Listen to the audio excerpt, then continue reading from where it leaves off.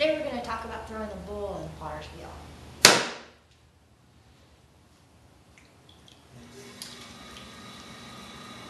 Start out by centering the clay, getting rid of all the air bubbles.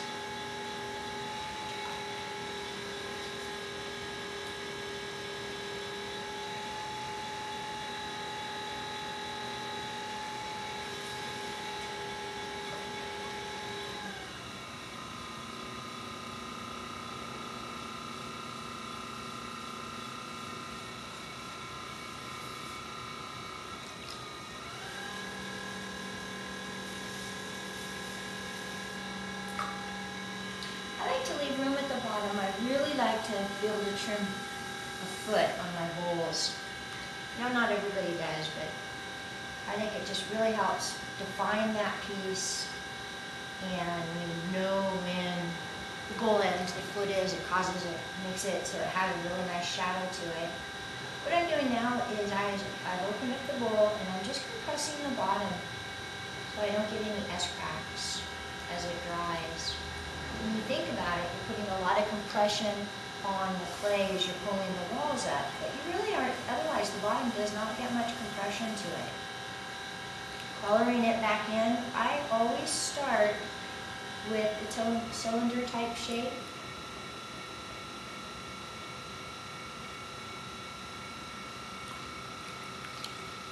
I'll let it flare out some, but I like to get all the clay up into my walls before I start doing too much of the shaping. Initially, when I'm pulling my walls up, I'm pretty much pulling them straight up, maybe out a little bit, until I get that nice consistency that I want in the clay, and I've got all the clay up into the walls. So now, I have my clay pretty much how I want it, so I'm going to start pulling at about a 25-degree angle, just pulling out a little bit, continuing to pull.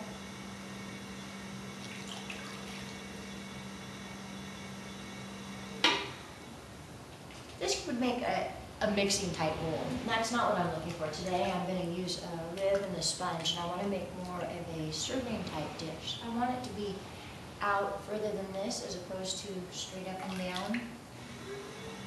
The way that I really like to do that, to get that shape once I have my clay all even, is I use one of my ribs. This is a nice flexible rubber rib.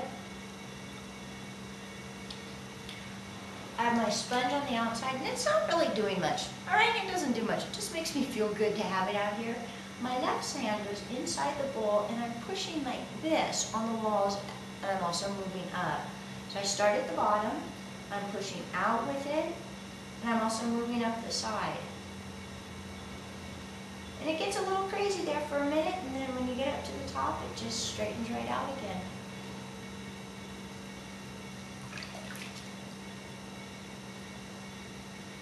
Just following it with a sponge, moistening up that side again so I can use my rib another time and my rib won't get sticky.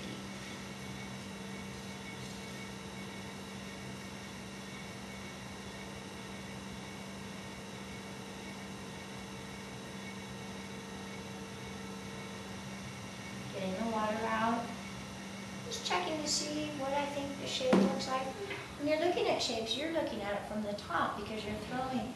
You also want to take a minute, bring your head to the side and see what the side profile of it looks like. I like the way that looks. You can see a little bit, I have some trimming or some throwing finger marks in there. Sometimes I get rid of them, sometimes I leave them.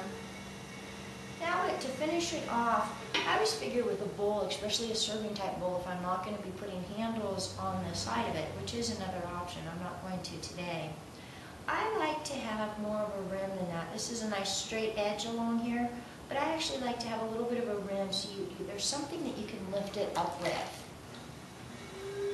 So in order to do that, I just have my fingers here real loosely, just letting the clay slide right through. And I want to make sure I'm putting enough water on it so I know that the clay isn't sticking. It's very slippery in there.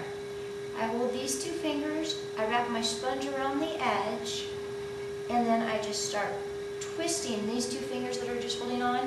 They're holding on lightly, the clay is still spinning through nicely. I just start twisting them this way.